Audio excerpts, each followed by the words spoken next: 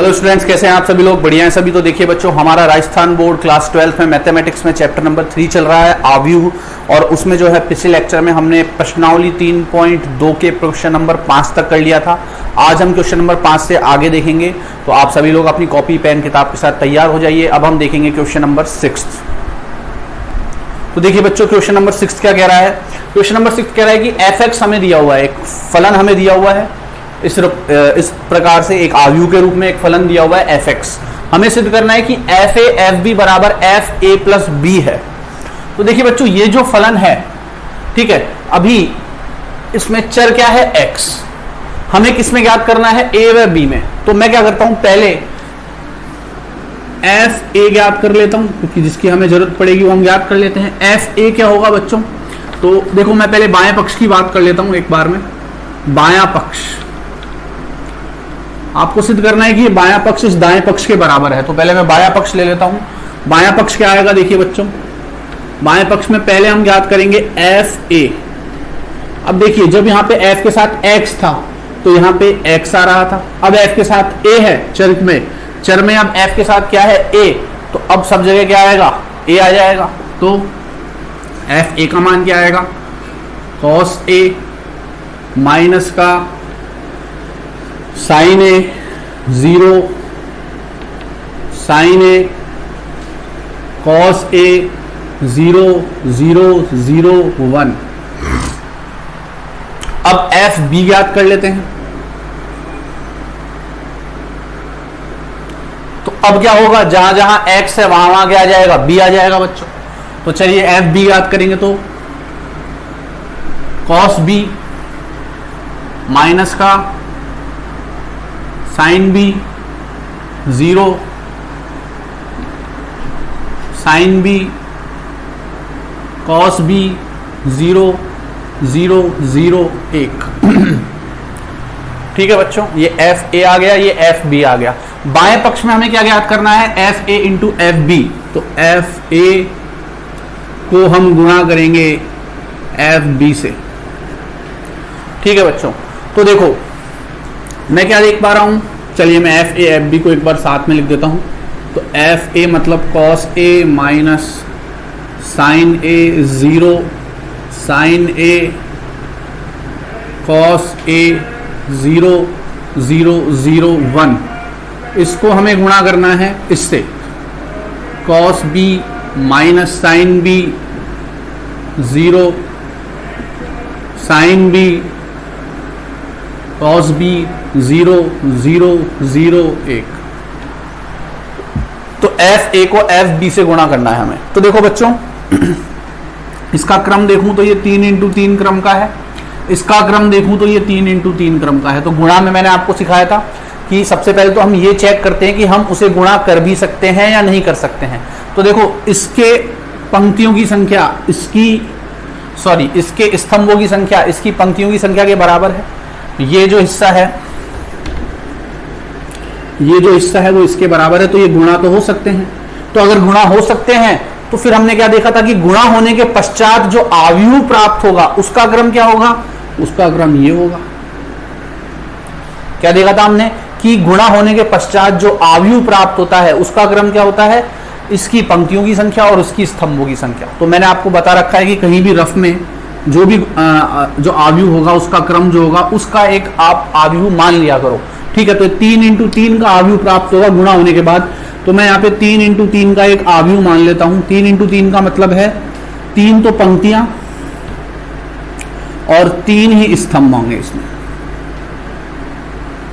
ये मैंने आव्यूह मान लिया बच्चों। चलिए, अब a11 ज्ञात करना है हमें इन दोनों को गुणा करके। ठीक है बच्चों, ये सब चीज रफ में करने की होती है, दिमाग में सोचने की होती है कि ये 3 इंटू 3 का है, ये 3 इंटू 3 का है। लिख लिया करो भले आप, कोई दिक्कत नहीं है। अगर आप क्रम लिख देते हैं तो कोई दिक्कत नहीं है, ठीक है। बट ये जो चीज मानते हो इसको आप रफ में ही मान लिया करो। ठीक है, जब भी करो क्वेश्चन को रफ में मान लिया करो। चलिए आगे देखते हैं। अब a11 का क्या मतलब है बच्चों? कि पहली आव्यूह की पहली पंक्ति दूसरे आव्यूह के पहले स्तंभ से गुणा होगी। पहले आव्यूह की पहली पंक्ति दूसरे आव्यूह के पहले स्तंभ से गुणा होगी, तो ये इससे गुणा होगा। तो cos a तो किससे गुणा होगा? cos b से। cos a किससे गुणा होगा? cos b से। माइनस का साइन ए किससे गुणा होगा, साइन बी से, तो माइनस का लिख देता हूं मैं यहाँ पे। आपको पता है वैसे प्लस आता है, बट क्योंकि वो माइनस का है तो प्लस भी किस में बदल जाएगा, माइनस में। इसको बच्चों में थोड़ा इस साइड लिख देता हूँ क्योंकि मैट्रिक्स थोड़ी बड़ी बनेगी हमारी, तो जगह लेके लिख देता हूं मैं। कॉस ए को हम लिखेंगे कॉस बी के साथ गुणा करके, माइनस साइन ए साइन बी से गुणा होगा तो माइनस का साइन ए साइन बी, और प्लस का जीरो जीरो से गुणा होगा तो जीरो प्लस जीरो। फिर A12 का मतलब क्या है, पहली पंक्ति और इसका दूसरा स्तंभ, तो कॉस ए किससे गुणा होगा, माइनस साइन बी से, तो ये आ जाएगा माइनस का कॉस ए साइन बी, और माइनस का साइन ए किससे गुणा होगा, कॉस बी से, तो ये आ जाएगा माइनस का साइन ए कॉस बी।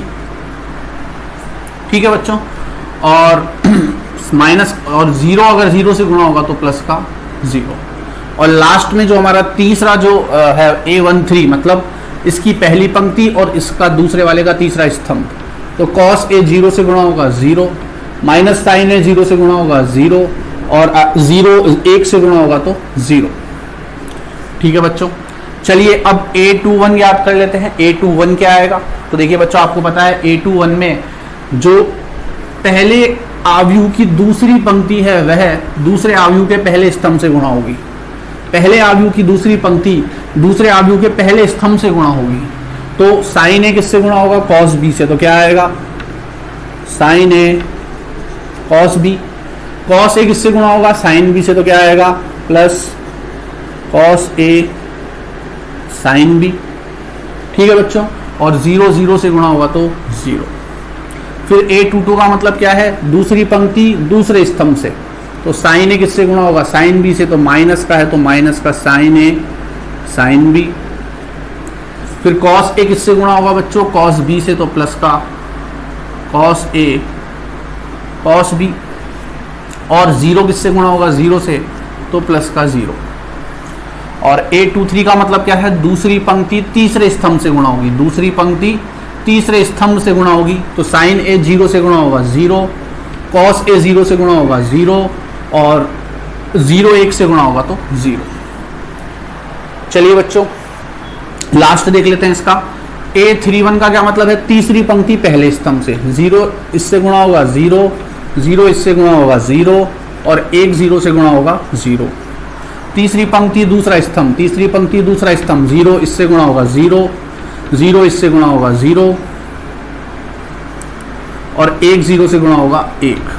तीसरी पंक्ति तीसरा स्तंभ, तीसरी पंक्ति तीसरा स्तंभ, जीरो जीरो से गुणा होगा जीरो, जीरो जीरो से गुणा होगा जीरो, और एक एक से गुणा होगा एक।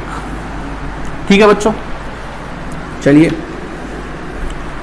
अब अगर मैं देखूं तो मैं इसको हल करूंगा, हल तो मैं इसे करूंगा, लेकिन बच्चों हल करने से पहले एक बार मैं ये देख लेता हूं कि मुझे दायां पक्ष क्या चाहिए। ठीक है, दाएं पक्ष में क्या चाहिए, तो दायां पक्ष जो मुझे चाहिए वो चाहिए मुझे एफ ए प्लस बी। क्या चाहिए बच्चों, एफ ए प्लस बी। तो इसमें अगर एक काम हम पहले ही कर लेते कि दायां पक्ष भी साथ में लिख देते तो ज्यादा बेहतर रहता।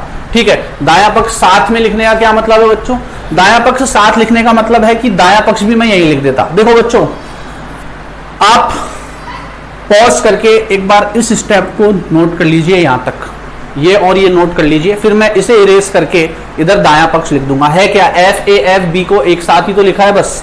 ठीक है, वो तो हम यहां से भी गुणा कर सकते थे, बट मैंने समझाने के लिए लिखा था।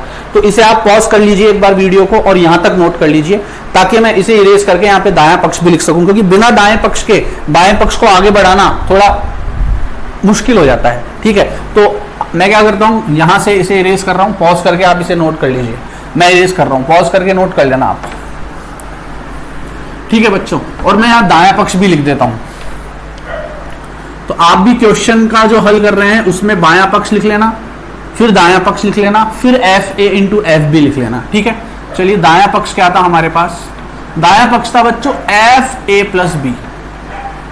तो एफ ए प्लस बी का मतलब क्या है बच्चों, कि जहां जहां x है वहां अब क्या आ जाएगा, a प्लस बी आ जाएगा। f की जगह f है, जहां जहां x है वहां वहां a प्लस बी आ जाएगा। तो cos के साथ क्या आ जाएगा, a प्लस बी।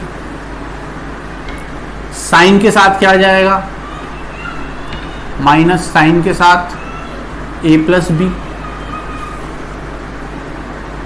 जीरो की जगह जीरो रहेगा। साइन के साथ क्या आ जाएगा, a प्लस बी। कॉस के साथ क्या आ जाएगा, a प्लस बी। जीरो की जगह जीरो, जीरो की जगह जीरो, जीरो की जगह जीरो और वन।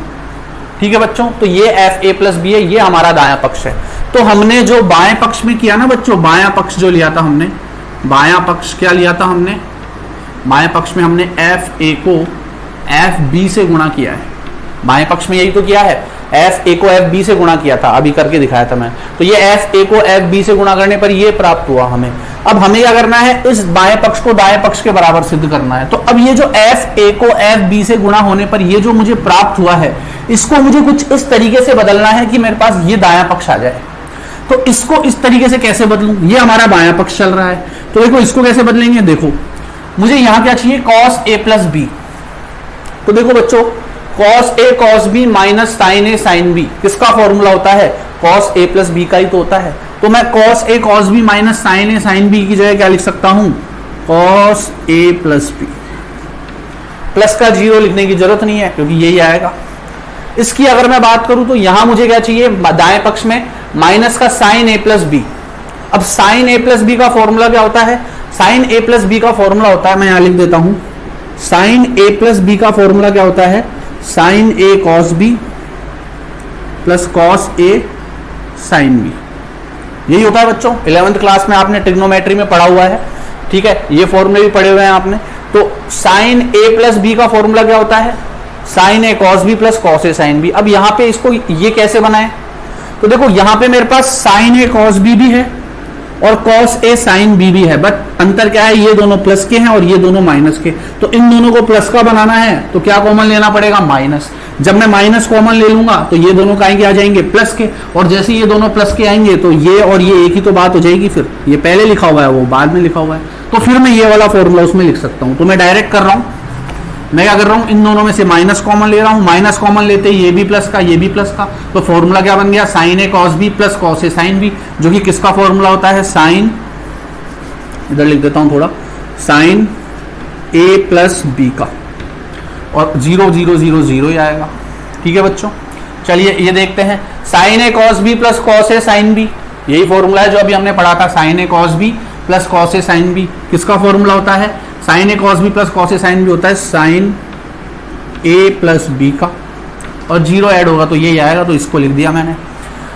देखो बच्चों, cos A cos B minus sine A sine B, cos A cos B minus sine A sine B, यही और ये एक ही तो बात है, बस इसमें ये पहले लिखा है, ये बाद में तो कोई दिक्कत नहीं, हम इसको पहले लिख देंगे, इसको बाद में, तो यही फॉर्मूला बन जाएगा। और ये फॉर्मूला किसका होता है, कॉस ए प्लस बी का, तो यहां मैं लिख दूंगा cos A plus B, sorry cos A plus B, zero, चलिए ये जीरो आ जाएगा, ये तो देखिए ये जो है यहाँ पे जीरो आ जाएगा, और जीरो जीरो और एक कितना हो जाएगा बच्चों, एक हो जाएगा। तो मैं क्या देख पा रहा हूं यहाँ पे कि ये जो मेरा आव्यूह मुझे प्राप्त हुआ है, यह किसके बराबर है, यह कहीं ना कहीं इस दाएं पक्ष के बराबर ही है। यह जो आव्यूह है ये इस दाएं पक्ष के बराबर है। ठीक है, तो मैं इसको क्या लिख दूंगा, बराबर दायां पक्ष। देखिए cos A plus B minus sine A plus B, zero, इसके बाद sine A plus B cos A plus B, zero zero zero एक। तो इसे आप बच्चों नोट कर लीजिए। इसके बाद हम देखते हैं हमारा नेक्स्ट क्वेश्चन, जो कि क्वेश्चन नंबर 7। तो आप इसे पॉज करके नोट कर लीजिए इसको वीडियो। देखिए बच्चों, हमारा नेक्स्ट क्वेश्चन जो है वो कह रहा है कि अगर ए ये है, बी ये है, और आपको क्या सिद्ध करना है कि ए बी का ट्रांसपोज जो है वो B transpose into A transpose के बराबर है। कहने का मतलब क्या है कि पहले ए और बी को गुणा करो, फिर उसका परावर्त आव्यूह निकालो। वो किसके बराबर आएगा, बी का अलग से परावर्त निकालो, ए का अलग से परावर्त निकालो, फिर इनको गुणा कर लो। मतलब पहले ए को बी से गुणा करके उसका परावर्त निकाल लो, या पहले बी का परावर्त निकालो फिर ए का परावर्त निकालो और दोनों के परावर्त को आपस में गुणा कर दो, तो दोनों बोले बात एक ही है। और ये जो आपको याद होगा पिछले वीडियो में अगर आपने ध्यान से देखा है तो ये मैंने जब आपको परावर्त आव्यूह पढ़ाया था तो उसमें ये गुणधर्म भी मैंने आपको लिखवाया था। उसी गुणधर्म की जो है पुष्टि हम कर रहे हैं उस उदाहरण के द्वारा। एक तरह से उदाहरण लिया है इसने। तो देखिए आपको पता है परावर्त आव्यूह क्या होता है, किसी आव्यूह का परावर्त आव्यूह क्या होता है, जब उस आव्यूह की पंक्तियों को हम क्या बना देते हैं, स्तंभ, और स्तंभ को क्या बना देते हैं, पंक्तियां, तो वो जो आव्यूह निकल के आता है वो उस आव्यूह का, मूल आव्यूह का क्या कहलाता है, परावर्त आव्यूह कहलाता है। तो बच्चों इसकी अगर मैं बाएं पक्ष की बात करूं, पहले बायां पक्ष जो है वो है ए बी का ट्रांसपोज, मतलब पहले ए को बी से गुणा करना है फिर उसका ट्रांसपोज ज्ञात करना है। तो चलिए पहले ए को बी से गुणा कर लेते हैं। तो ए बी कितना आएगा बच्चों, यहां पे देखिए ए कितना है 4 2 -5 1 0 3, और बी कितना है बच्चों यहां पे 6 -1 1 -7 2 0 0 5 2।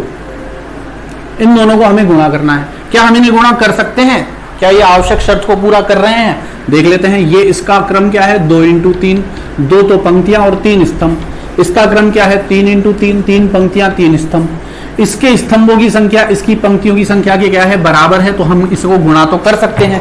अगर गुणा कर सकते हैं तो फिर बच्चों जो गुणा करने के पश्चात जो हमें आव्यूह प्राप्त होगा उसका क्रम क्या होगा, इसकी पंक्तियों की संख्या और इसके स्तंभों की संख्या, इसकी पंक्तियों की संख्या और इसके स्तंभों की संख्या। ठीक है, तो एक तरह से मैं कह सकता हूं कि जो हमारे पास इन दोनों आव्यूह को गुणा करने के पश्चात जो आव्यूह प्राप्त होगा वो किस क्रम का होगा, 2 × 3 का, मतलब 2 तो पंक्तियां और 3 स्तंभ। तो कुछ इस प्रकार का आव्यूह प्राप्त होगा। तो इस आव्यूह को आप रफ में मान लीजिएगा, कहीं पे रफ में लिख लीजिएगा, और इसी के आधार पे हम गुणा ज्ञात कर लेंगे। ये मैंने आपको सिखाया हुआ है। तो पहले हम गुणा कर लेते हैं इनको। ठीक है बच्चों, दोबारा बता रहा हूं, गुणा तो क्यों कर सकते हैं, क्योंकि इसके स्तंभों की संख्या इसकी पंक्तियों की संख्या के बराबर है। और अगर गुणा कर सकते हैं तो गुणा करने के पश्चात जो आव्यूह प्राप्त होगा वो किस क्रम का प्राप्त होगा, इसकी पंक्तियों की संख्या और इसके स्तंभों की संख्या। तो 2 × 3 का होगा। तो उस आधार पर मैंने 2 × 3 का एक आव्यूह मान लिया है। ठीक है, चलिए अब जो है मैं इसको गुणा कर लेता हूं। तो सबसे पहले मुझे क्या ज्ञात करना है, A11। A11 का क्या मतलब है बच्चों, पहले आव्यूह की पहली पंक्ति और दूसरे आव्यूह का पहला स्तंभ, पहले आव्यूह की पहली पंक्ति दूसरे आव्यूह का पहला स्तंभ, इन दोनों को गुणा करना है। तो देखिए क्या आएगा, AB बराबर 4 किससे गुणा होगा, 6 से, प्लस 2 किससे गुणा होगा, -1 से, प्लस -5 किससे गुणा होगा, 1 से। ठीक है, फिर A12 याद करेंगे तो पहली पंक्ति दूसरा स्तंभ, तो 4 किससे गुणा होगा, -7 से, प्लस 2 किससे गुणा होगा, 2 से, प्लस 0 किससे गुणा होगा, 4 होगा -7 से, 2 होगा 2 से, और -5 किससे होगा, 0 से। फिर A13 का मतलब क्या है, पहली पंक्ति तीसरा स्तंभ, तो 4 किससे गुणा होगा, 0 से, प्लस 2 किससे गुणा होगा, 5 से, प्लस -5 किससे गुणा होगा, 2 से। ठीक है बच्चों, इसको थोड़ा सा मैं इधर लिख देता हूं। 4 गुणा होगा 0 से, प्लस 2 गुणा होगा 5 से, और -5 जो है वो गुणा होगा 2 से। चलिए अब A21 याद कर लेते हैं। A21 का मतलब क्या है, दूसरी पंक्ति और इसका पहला स्तंभ।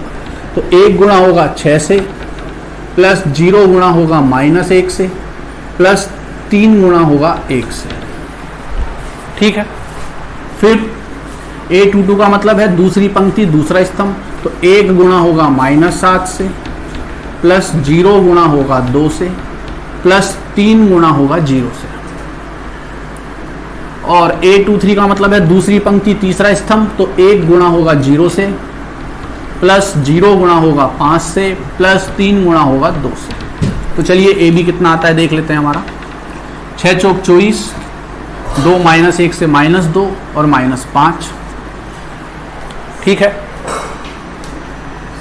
-7 को 4 से करेंगे -28, प्लस 2 दूनी 4 और 0, फिर 4 0 से होगा 0, 5 दूनी 10, और -5 2 से गुणा होगा तो -10। 6 एकम 6, 0 3, -7 0 0 1 0 0 6। तो क्या प्राप्त हो जाएगा बच्चों हमें AB, जो AB हमें प्राप्त होगा वो हमें प्राप्त हो जाएगा 24 माइनस 7, तो यह आ जाएगा 14, माइनस 28 प्लस 4 माइनस 24, 10 माइनस 10 से कटेगा 0, 6 और 3 9, माइनस 7 और प्लस का 6। तो ये तो आ गया बच्चों हमारा ए बी, बट हमें ए बी नहीं चाहिए था बाएं पक्ष में, ए बी का ट्रांसपोज चाहिए। तो चलिए ए बी का ट्रांसपोज ज्ञात कर लेते हैं। ए बी का ट्रांसपोज मतलब ये ए बी है तो इसकी पंक्तियां तो बना दो, स्तंभ और स्तंभ बना दो। पंक्ति तो ये जो पंक्ति है ये स्तंभ बन जाएगी, तो ये हो जाएगा 14 माइनस 24 और 0, और इसको स्तंभ बनाएंगे तो 9 माइनस 7 और 6। ठीक है बच्चों, यहां तक हमने ए बी का ट्रांसपोज ज्ञात कर लिया है। चलिए अब दायां पक्ष हल करते हैं। तो दाएं पक्ष में हमें बी ट्रांसपोज और ए ट्रांसपोज चाहिए। तो चलिए पहले बी ट्रांसपोज निकाल लेते हैं क्या होगा। बी क्या था बच्चों, बी ए था। इसका ट्रांसपोज, इसकी ट्रांसपोज का मतलब है इसकी पंक्ति को बना दो स्तंभ। तो 6 माइनस 7 0 स्तंभ बना दिया, इसको भी स्तंभ बना दो, माइनस 1 2 5 इसको भी स्तंभ बना दो, 1 0 2। इसी प्रकार ए ट्रांसपोज ज्ञात कर लेते हैं। ए ट्रांसपोज क्या होगा, पंक्ति को बना दो स्तंभ, 4 2 माइनस 5 1 0 3। ठीक है बच्चों, अब A B transpose into A transpose ज्ञात करना है मेरे को। B transpose into A transpose ज्ञात करना है अब। तो देखिए बच्चों, पहले तो ये देखते हैं कि क्या बी ट्रांसपोज ए ट्रांसपोज से गुणा हो सकता है। चलिए देख लेते हैं। बी का क्रम क्या है बच्चों, 3 इंटू 3। ए का क्रम क्या है, सॉरी बी ट्रांसपोज का क्रम है 3 इंटू 3। ए ट्रांसपोज का क्रम क्या है, 3 तो इसमें पंक्तियां हैं और 2 स्तंभ है, तो 3 इंटू 2, 3 इंटू 2। ठीक है बच्चों, तो इसकी स्तंभों की संख्या इसकी पंक्तियों की संख्या के बराबर है, ये इसका बराबर है, तो ये आपस में गुणा तो हो सकते हैं। और गुणा होने के पश्चात जो हमें आव्यूह प्राप्त होगा वो किस क्रम का प्राप्त होगा, वो प्राप्त होगा 3 इंटू 2 का, इसकी पंक्तियों की संख्या और इसकी स्तंभों की संख्या। तो मैं इन दोनों को गुणा करने से पहले एक आव्यूह मान लेता हूं यहां पे 3 इंटू 2 का, तो A11 A12 A13 A21 A22 A23 A31 A32 और A33। ठीक है बच्चों, ये मैंने एक यहाँ पे आव्यूह मान लिया है गुणा करने के लिए। आपको पता है रफ में अलग से हम आव्यूह मानते हैं। चलिए अब इसे गुणा कर लेते हैं।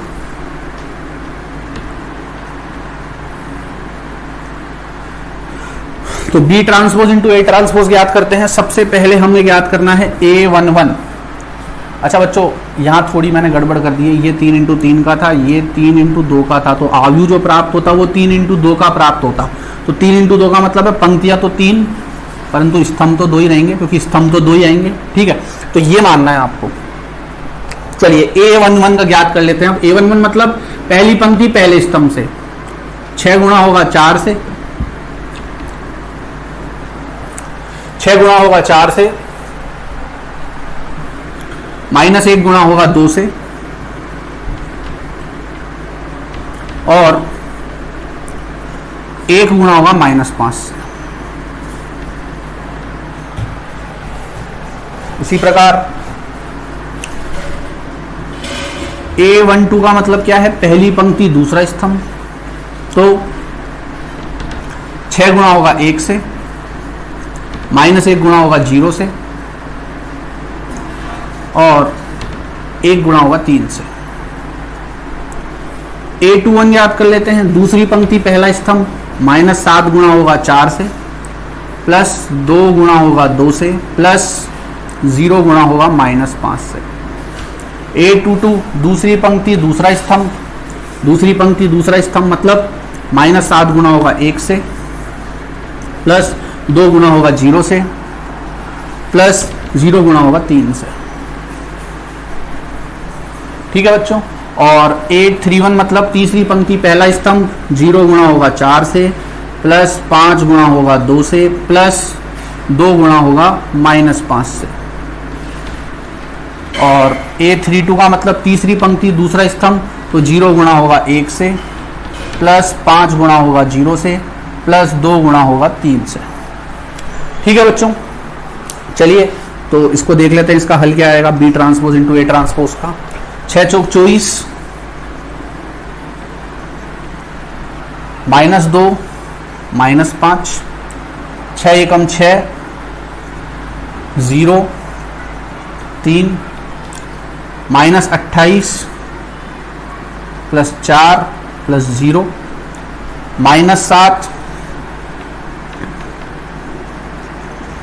-7 +0 +0 0 +10 -10 और 1 +0 +6। ये आ गया हमारे पास B transpose into A transpose. चलिए इसको आगे हल कर लेते हैं बच्चों। 24 में से 7 जाएगा तो 14, 6 और 3 9, -28 में से 4 जाएगा -24, 7 माइनस का, 10 में से 10 जाएगा 0 और 6 और यहाँ शायद कुछ गड़बड़ हुई है मेरे से जी, बिल्कुल ये 0 एकम 0 होगा, यहाँ मैंने 1 लिख दिया था तो 6 0 0 6। ठीक है बच्चों, तो मैं क्या देख पा रहा हूं यहाँ पे कि B transpose into A transpose किसके बराबर आ गया, ए बी ट्रांसपोज के बराबर आ गया। ए बी ट्रांसपोज ये था मेरा, ए बी ट्रांसपोज मैंने ये निकाला था यहाँ पे। तो देखो ए बी ट्रांसपोज और B transpose into A transpose 14 9 -24 -7 0 6, तो ये किसके बराबर आ गया बच्चों, ये आ गया हमारे बाएं पक्ष के। और इति सिद्धम। तो ये हमारा क्वेश्चन नंबर 7 था बच्चों, बहुत इजी क्वेश्चन है बिल्कुल। अगर आपको गुणा करना आता है तो कोई समस्या नहीं है, और बेसिक ट्रांसपोज वगैरह मैं आपको पहले ही बता चुका हूं, तो इसे नोट कर लीजिए बच्चों। इसके बाद हम देखते हैं क्वेश्चन नंबर 8, और उससे पहले इसे नोट कर लीजिए आप लोग। देखिए बच्चों, हमारा नेक्स्ट जो क्वेश्चन है, यहाँ हमें 3 अवयव दिए हुए हैं और हमें सिद्ध करना है कि इन तीनों अवयवों को आपस में गुणा करने पर ये प्राप्त हो रहा है। चलिए इसे गुणा करके देख लेते हैं। पहले इस अवयव को इससे गुणा करना है, फिर जो उत्तर आएगा उसे इससे करना है। ठीक है, करने को हम आगे पीछे भी कर सकते हैं, पहले इन दोनों को भी कर सकते हैं, फिर इससे कर सकते हैं, बट पहले हमें ये देखना पड़ेगा कि क्या ये अवयव आपस में गुणा हो सकते हैं क्या। तो इसका क्रम कितना है बच्चों, इसका क्रम है 3 × 1, सॉरी 1 × 3। इसमें 1 तो पंक्ति है और 3 स्तंभ है। इसका है 3 × 3 और इसका है 3 × 1। तो इन दोनों को गुणा कर सकता हूं क्या मैं, बिल्कुल। इसके स्तंभों की संख्या इसकी पंक्तियों की संख्या के बराबर है। पहले इन दोनों को भी कर सकता हूं, इसके भी स्तंभों की संख्या इसकी पंक्तियों की संख्या के बराबर है। तो चलिए गुणा करते हैं हम। पहले इन दोनों को करते हैं, इसको और इसको गुणा कर लेते हैं। तो मैं लिख देता हूं यहाँ पे बायां पक्ष, और बाएं पक्ष में हम गुणा कर रहे हैं x y z को इससे।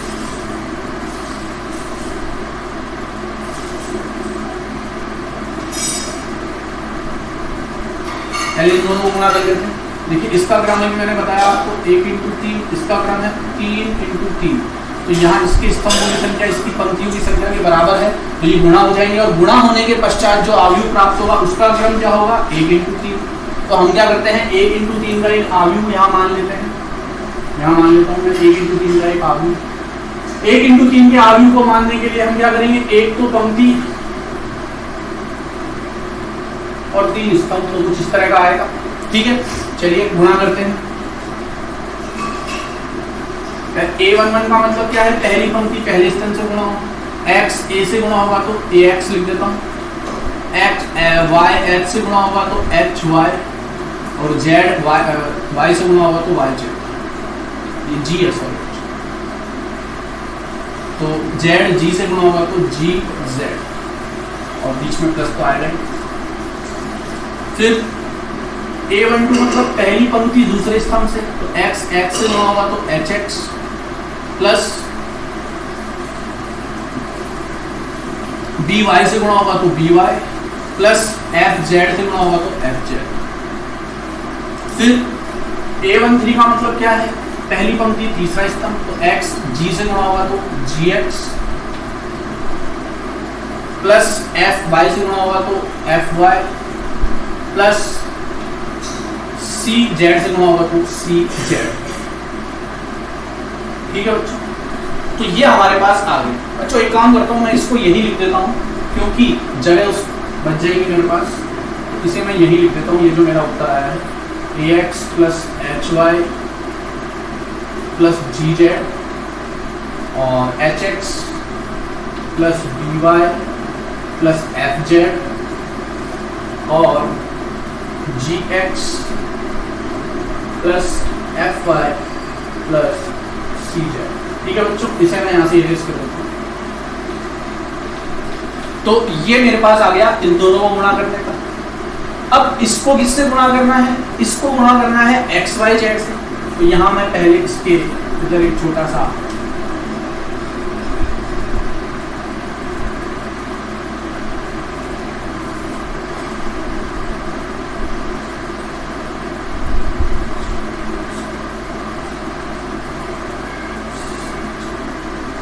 इधर मैं छोटा सा एक मैट्रिक्स ये वाला भी लिख देता हूँ एक्स वाई जेड से गुणा करना है।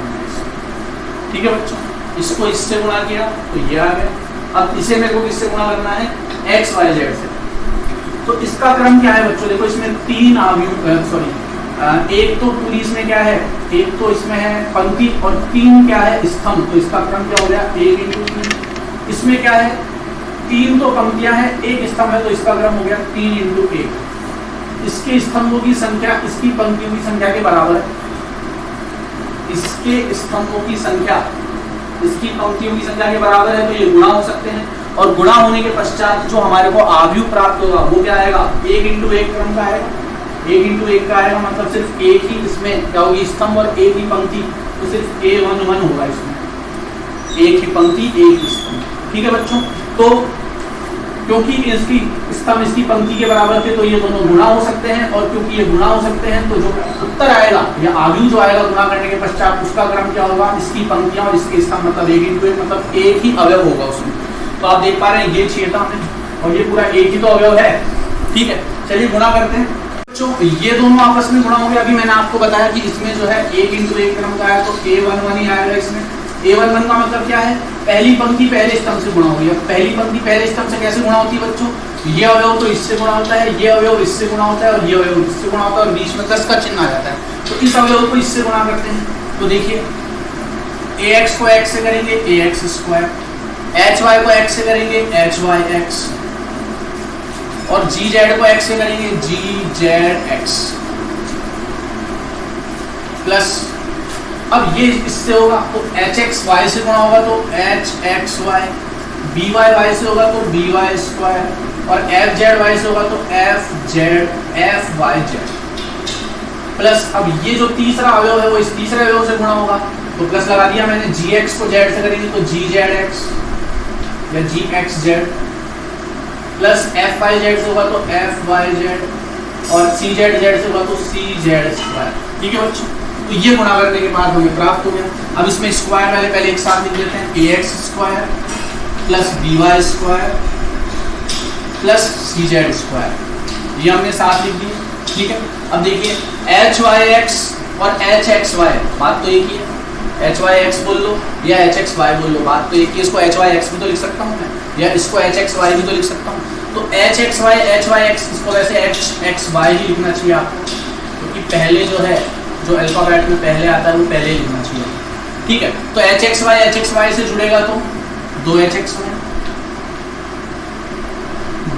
अब fyz भी 2 बार जुड़ रहा है तो 2fyz और gzx और gxz और gxz भी 2 बार जुड़ रहा है, या gzx बोल रहा है तो यहाँ gzx लिख लो आप, जैसा प्रश्न में वो बोल रहा है। ये भी 2 बार आ जाएगा। और ये जो हमारा आ गया है ये किसके बराबर आ गया है? बाएं पक्ष के, सॉरी दाएं पक्ष के। तो दायां पक्ष पे नजर आपकी बनी रहनी चाहिए हमेशा, यानी आप इसी में हो जाएं और दाएं पक्ष को मिल जाए, बाद में याद आए हमें क्या निकालना है। ठीक है, तो ये हमारा 8th क्वेश्चन है, ये भी हमने सिद्ध कर दिया है इति सिद्धम। अब हम नेक्स्ट क्वेश्चन देखेंगे 9th क्वेश्चन, तब तक आप इसे पॉज करके नोट कर लीजिए। तो अब जो है हम 11th क्वेश्चन देख रहे हैं। 11th क्वेश्चन क्या है? सॉरी 10th क्वेश्चन देख रहे हैं। 10th क्वेश्चन क्या कह रहा है? 3 मैट्रिक्स दी हुई है आपको, एक ये, तीनों आपस में गुणा हो रही है और ये बराबर है ओके। अब जनरली अगर हम देखें तो हम जानते हैं कि ओ जो होता है वो एक शून्य सदिश होता है। शून्य सदिश मतलब जिसके सभी सदिश क्या होते हैं, जिसके सभी अवयव क्या होते हैं, शून्य होते हैं। और इसने प्रश्न में भी कह रखा है कि ओ जो है वो शून्य सदिश है। तो इन तीनों अवयवों का गुणनफल, इन तीनों अवयवों का गुणनफल किसके बराबर है, इस ओ के, सदिश नहीं, सॉरी बच्चों, सदिश शब्द गलत इस्तेमाल कर लिया मैंने, आव्यूह, शून्य आव्यूह होता है ओ। तो इन तीनों आव्यूहों का गुणनफल ओ के बराबर है। आपको ए का मान ज्ञात करना है। चलिए तो अपन क्या करेंगे, इन तीनों को गुणा करेंगे, एक समीकरण बनाएंगे और फिर उसके बाद हम ए का मान ज्ञात कर लेंगे। ठीक है बच्चों, तो चलिए अब देखिए इसका जो क्रम है वो है 1 इंटू 3, एक पंक्तियां 3 स्तंभ। इसका क्रम क्या है, 3 इंटू 3। इसका क्रम क्या है, 3 इंटू 1। तो क्या ये दोनों आपस में गुणा हो सकते हैं? बिल्कुल हो सकते हैं, क्योंकि इसके स्तंभों की संख्या इसकी पंक्तियों की संख्या के समान है। अगर ये दोनों आपस में गुणा हो सकते हैं तो इनको गुणा कर लेते हैं अपन, और गुणा करने के पश्चात जो हमें आव्यूह प्राप्त होगा वो किस क्रम का होगा, वो 1 इंटू 3 का होगा। 1 इंटू 3 मतलब एक तो पंक्ति और 3 स्तंभ, मतलब A11, A12 और A13। बात आ गई समझ में? इन दोनों को गुणा कर सकते हैं क्योंकि स्तंभ पंक्ति के बराबर है, और गुणा करने के पश्चात जो हमें सदिश प्राप्त होगा, सॉरी आव्यूह प्राप्त होगा, वह किसके बाद, उसका क्रम क्या होगा, 1 इंटू 3। चलिए याद करते हैं। A11 का क्या मतलब है बच्चों, यहाँ पे कि पहली पंक्ति पहले स्तंभ से गुणा होगी, तो A2 से गुणा होगा, 4 1 से गुणा होगा, 4 और प्लस 4 और 1 0 से गुणा होगा तो प्लस 0। फिर A12 का मतलब है पहली पंक्ति दूसरे स्तंभ से गुणा होगी, तो A1 से गुणा होगा तो A, 4 0 से गुणा होगा तो 0, 1 2 से गुणा होगा तो 2, और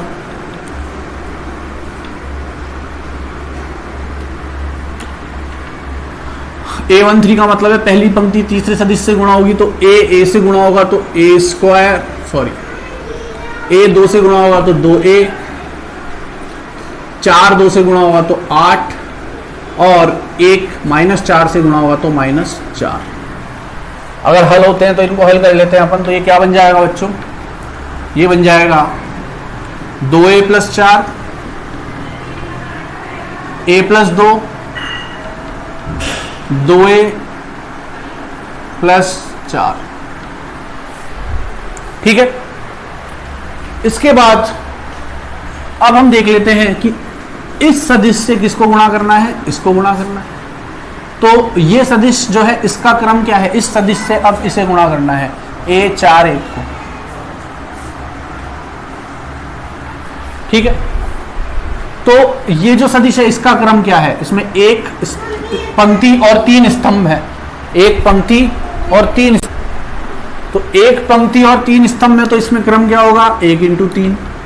और इसका क्रम क्या होगा, इसका क्रम होगा 3 इंटू 1, 3 पंक्तियां और 1 स्तंभ। ये भी आपस में गुणा हो सकते हैं। और हम क्या देख पा रहे हैं, हम ये बायां पक्ष लिख देता हूं बच्चों में, यहाँ पे ये बायां पक्ष चल रहा है पूरा।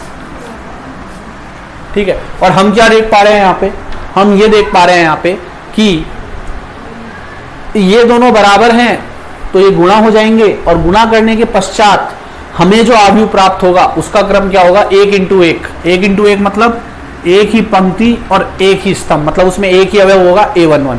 तो चलिए इसको गुणा कर लेते हैं आपस में। अब गुणा कैसे होगा बच्चों, ये दोनों कैसे गुणा होंगे, A11 का मतलब क्या है, ये पंक्ति इस स्तंभ से गुणा होगी, तो ये तो इससे गुणा होगा, ये इससे गुणा होगा, और ये इससे गुणा होगा। तो चलिए गुणा करते हैं। तो ये आएगा हमारे पास 2A, पहले A से गुणा होगा तो 2A², और 4A से गुणा होगा तो प्लस 4A, प्लस A 4 से गुणा होगा तो 4A, प्लस 4 2 से गुणा होगा तो 8, प्लस 2A 1 से गुणा होगा 2A, और 4 1 से गुणा होगा तो 4। तो बच्चों कुल मिला के अब हमारे पास जो हमारा बायां पक्ष है वो क्या आ जाएगा, 8 2 10, 10A प्लस 8 और 4 12। ठीक है बच्चों, और ये किसके बराबर है, 2A² + 10A + 2, ये किसके बराबर है, O के। अब देखो बच्चों, ओ क्या होती है, शून्य सदिश होता है। अब इसमें हम कितने अवयव ले सकते हैं, तो देखो ये जो मैट्रिक्स आई हमारे पास, ये एक तरह से मैट्रिक्स ही आई है हमारे पास, ये क्या आई है, मैट्रिक्स ही आई है अभी। तो ये जो मैट्रिक्स है इसमें ये 1 इंटू 1 की है, एक ही पंक्ति है और एक ही स्तंभ है। तो जो इधर जो शून्य सदिश है उसमें भी हम अवयव कितने लेंगे, एक ही लेंगे, इसको 0 लिख दो बस। तो मतलब ये किसके बराबर हो जाएगा, 0 के। तो 2a स्क्वायर प्लस, पहले इसको o के बराबर लिख देता हूं मैं, और फिर नेक्स्ट स्टेप में 2a square plus 10a plus 2 को 0 के बराबर लिख देता हूं। ठीक है बच्चों, अब देखिए, अब हमें क्या करना है, हमें दो ऐसी संख्याएं चाहिए, मतलब इसका हमें क्या करना है, सॉरी ये 12 था, 12 आया था यहाँ पे। तो अब हमें इसे क्या करना है, हमें मध्य पथ विचलन विधि से इसका गुणनखंड ज्ञात करना है। ये एक द्विघात समीकरण है, इसमें हम चर राशि a का मान ज्ञात करेंगे, तो मध्य पथ विचलन विधि से कर लेते हैं। 12 दूनी 24, तो इसका जब गुणनखंड करेंगे हम तो ये किस तरीके से आएगा, 2a square plus 10a plus 6a plus 4a plus 12, 6 और 4 10 और 6 चौक 24 और 12 दूनी भी कितना होता है, 24। ये आपने किया हुआ है पहले 10th क्लास में कई बार। तो देखिए बच्चों, अब इसे हम आगे हल कर लेते हैं। 2a स्क्वायर प्लस, अच्छा इन दोनों में से क्या कॉमन आ रहा है, 2a कॉमन आ रहा है, तो अंदर क्या बचेगा बच्चों, a प्लस 3 प्लस इन दोनों में से क्या कॉमन आ रहा है, 4, तो अंदर क्या बचेगा, a प्लस 3 बराबर 0। दोनों में से a प्लस 3 दोबारा कॉमन आ रहा है, तो इधर बचेगा 2a प्लस 4 बराबर 0, और इधर से a प्लस 3 को अपन जो है 0 के बराबर रखेंगे। तो a का मान कितना आएगा बच्चों, -3, और 2a प्लस 4 को 0 के बराबर रखेंगे, तो a का मान आएगा -2। ठीक है बच्चों, तो इसे आप नोट कर लीजिए, फिर हम आगे देखते हैं।